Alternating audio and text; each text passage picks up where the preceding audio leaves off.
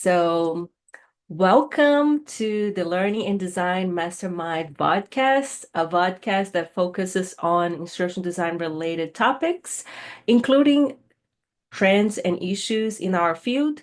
I am Daisy and Barreto, your host, and with me in some place in the screen is Sherry Conklin, our co-host.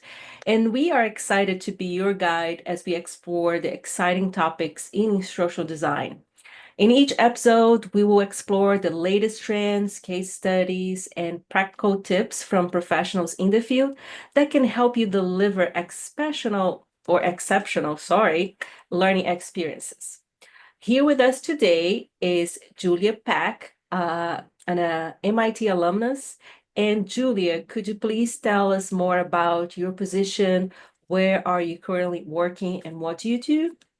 Yeah, absolutely. Hello, everyone. My name is Julia Peck. I currently serve as the Workforce Development Coordinator in the College of Health and Human Services at UNCW. I've been in this role for about 5.5 years now, and a lot of my work is around surrounding the current and emerging health and human service workforce. So that can look like supporting students in developing professional competencies in their healthcare fields. It can also look like partnering with subject matter experts to develop professional development opportunities for health and human service professionals who are already working in the field. So I get to do a fun mix of working with adult learners and traditional learners. Thank you, Julia. Can you share your journey into instructional design and how you discover this career path? I'm sure a lot of people can relate to this because it's it's it's one of those things, it's very unique, but also people can see how they relate with your experience as well. Absolutely. And I think I found instructional design kind of on accident. I feel like it kind of found me. So when I went to undergrad and grad school the first time, I went for social work. I thought I wanted to be a therapist. I knew I wanted to support students, and I thought it was going to be by being a school counselor.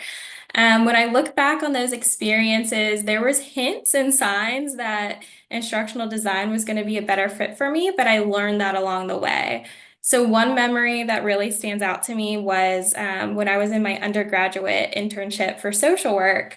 I had to complete an internship project, and many of my peers were creating projects surrounding psychosocial emotional interventions, which makes sense. But what I decided I wanted to do was I was working with an agency who did risk assessments and psychosocial emotional assessments, but they were using hard copies and they had to tote those hard copies around to different locations. And then they had to scan them into a computer later. So it was a very cumbersome, inefficient process. And then they couldn't search information in the PDFs because they weren't searchable because they were scans. And so I noticed that and I was like, my project, I want to work on migrating these documents into an online platform and making sure all the PDFs are accessible and searchable. And so that was my first sign that maybe something in this arena would be interesting to me, but I still didn't realize that that kind of fell into instructional design. Fast forward to when I was in my first job out of graduate school as a school social worker. I was working in rural Ohio.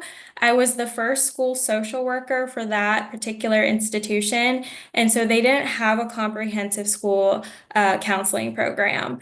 And so I had to do a lot of crisis intervention work, but I also spent a lot of time meeting with teachers, parents, and students to identify gaps in what programs and kind of curriculum would make sense and fit the needs of the students I was serving. So I developed a program that they still use 6 years later. And again, didn't know I was doing instructional design, but I loved it. And then I moved to North Carolina about 5 years ago and was fortunate enough to find the role I'm currently in. And when I was reading the job description, I was seeing working with subject matter experts, serving students, supporting the current and emerging workforce, and all the pieces clicked together. And this is the role where I found what instructional design is. And then I was fortunate enough to go to the MIT program, which I graduated from last spring. So it was a squiggly path, but all the experiences along the way led me to this space. Thank you, Judith, for sharing that. And my next question to you is something that sometimes is common, and I even was talking to a former student from the program too, that usually you are already doing instructional design work, in your job, but your job title is not, you know, pretty much stated as instructional designer. So could you tell us more about what kinds of instruction design work you're doing in your current job, even though you don't have that label of instruction designer in as your title? Yeah, absolutely. And I think what helped me is thinking of all the things instructional design is. So it's project management, people management, change management, it's assessment, it's evaluation, it's collaboration. So there's so many aspects that go into instructional design that when you really look at your role, I'm sure you'll find many nuggets and pieces of those present. And for me, even though my title isn't instructional designer, it's workforce development coordinator. If you looked at my job description, you would see it aligns so closely with those instructional design competencies. So I think one piece of advice I would say is trying to kind of think beyond the title and looking at the job description. And if it gives you those skills, the opportunity to develop those instructional design skills of project management, collaboration, change management, all of the things, and then apply those skills, it might be a really good fit for you. All of those experiences are just going to make you a stronger instructional designer. And through those experiences, you'll be able to connect the dots for folks who might not immediately recognize you as a designer from your job title alone, but you'll have these experiences that you can speak to. That's great to hear you saying this. And I think like this also leads very well into my next question that I have for you, because you kind of like mentioned that in your job, you're already doing some of these instruction design tasks, right? And one of them that you mentioned was the SME. And how can the experience of working with SME benefit someone that is, working in that instruction design role, or even like, can you talk about your own experience, working with this me, some of the things that maybe we need to be attuned, or how does that process work? And I know sometimes when we read about it in instruction design books is one thing, but I know that in practice it's is another thing. So it's always good to get some insights, from students that are working in the field. Absolutely. And I think at the core of instructional design, it's a partnership and it's a collaboration. Most projects, probably all projects, will have you working with others in some capacity, which is a really good thing because the best projects emerge with diversity of thought and perspectives. And I feel like working with subject matter experts is, it's similar in that way. You want to partner with them and build that collaborative working relationship. I would say one of my favorite analogies that I think of when I'm working with subject matter experts is a kind of a motor car, and they're driving the car, and the instructional designers in the sidecar holding a map. So the subject matter expert knows where they want to go, but the designer has, ideas about the best route to get there. So it's really both of us bringing our knowledge together to best serve our target audience. I would also say some things that I've picked up along the way is adapting to other communication styles. It's like any other relationship, learning about the people you're working with, building that rapport and that psychological safety so that folks do feel comfortable bringing up, different opinions or pushing back in a respectful manner. And it all is coming together for the shared goal of serving our target audience. I love that analogy. I think like that analogy is such a great way to think. And it is hard for people sometimes to think about like, okay, what is my role? What is their role? And then how we work together. And I think as I'm saying like, how we work together, this can lead very well for my next question to you, which is like, can you discuss on your own experience, right, the importance of interpersonal skills in instructional design and how they can set someone apart? Like what are maybe some key things and even advice that you could give someone that is trying to build that or showcase that off, or some things that they may even need to be aware if they want to increase that skill set? Yeah, for sure. And I think, this is a topic that's going to continue to emerge, especially when we're in this space where AI is, continually coming to the forefront and being more involved. What we really are bringing to the table, as well as our human skills. So those are those interpersonal skills that include nonverbal and verbal pieces like active listening, expressing empathy, being able to ask open questions, like I mentioned earlier, building a space of psychological safety and rapport. Another piece that I think has been critical in the interpersonal skills space, especially working with subject matter experts on projects, is learning about different communication styles and being able to adapt to others' communication styles. So, as a designer, sometimes you'll be in a space where you need to advocate for whether it's a certain approach or maybe you want to advocate for a different solution. And thinking about how your audience communicates and receives information can be helpful for you in that space. So whether that's, leaning more on research and evidence-based practices, or maybe you want to communicate more from that shared vision and goal feelings for the student and making sure you're reaching that goal together. So learning how folks receive information, how they like to communicate is a huge piece in the interpersonal skill set. Sorry. Oh, can I ask a question real quick? Because I feel like you work with students and faculty, and are you seeing that maybe you have to communicate differently with different generational cohorts? So Oh, like, that's a great question.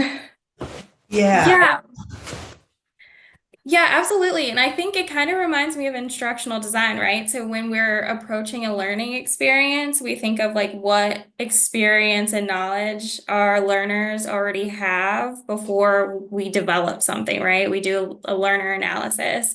And that's something that I think is important when you're thinking about your communication style with a subject matter expert who, has worked on these projects. You might not need a level set as much. And you can kind of come in a different space, but with students, I might spend a little bit more time explaining and, on that front end and offering, more opportunities for connection and support. But it does kind of remind me of instructional design in that sense, because you always want to be aware of, the lived experiences and respectful of those experiences and the expertise that your target audience, and your collaborators are coming in with. Thank you, Julia. I appreciate you sharing all of that. And I know that now I'm gonna go into another question for you that is maybe not related specifically with the interpersonal skill, but I do think that that plays as well, which is project management, right? Like, even though you might be, managing the project, you're still also managing people.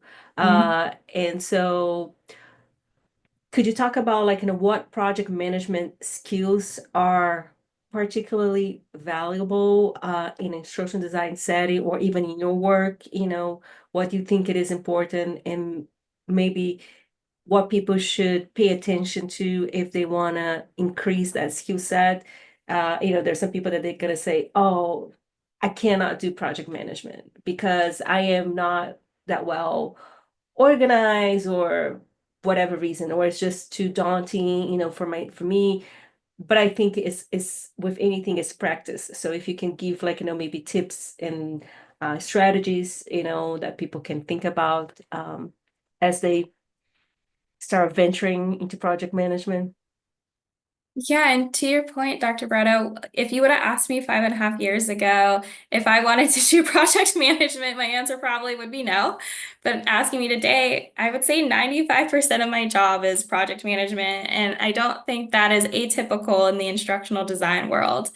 And so all of the great things we learn in the MIT program, of course, with, time management, managing scope, really making sure you understand any risks and barriers that can arise and coming together to identify solutions, preemptively before they happen. That's all very important, but it's also that interpersonal piece of building the skills to work with others. So you need that technical piece of those skills, but you also need to be able to work in teams and build teams that feel comfortable and safe working together. I think the biggest advice I would give for project management is be as planful as you can, but you're more than likely going to have to be flexible. And so that is a space that can feel kind of uncomfortable.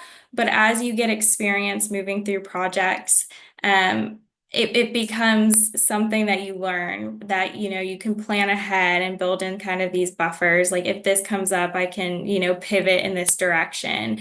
And so definitely being planful but flexible.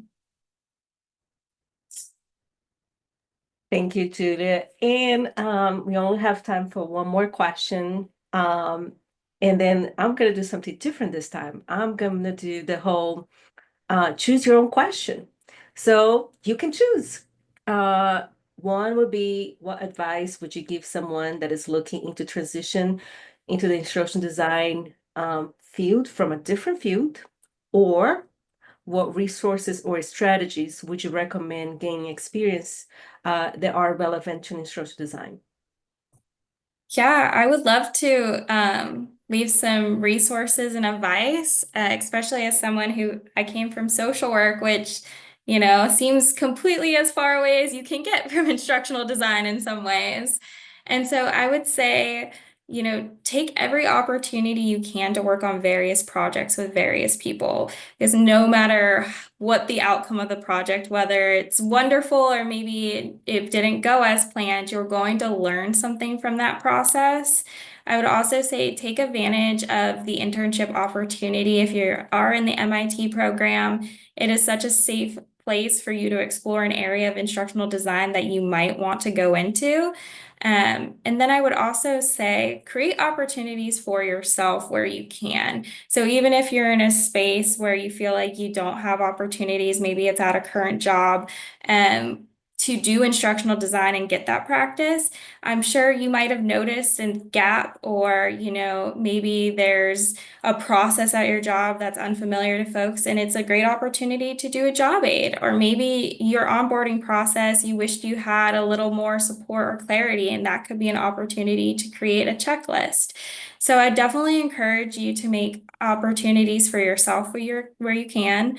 Another little nugget of advice that I like to do is I go on LinkedIn and look at the profiles of other designers, and I get a lot of inspiration from that and seeing others' pathways and experiences in the field. And lastly, leverage your network. We're very fortunate to have excellent faculty in the MIT program, and I would definitely reach out to them and your classmates as you go on your instructional design journey. But definitely just take as many opportunities as you can to learn and grow.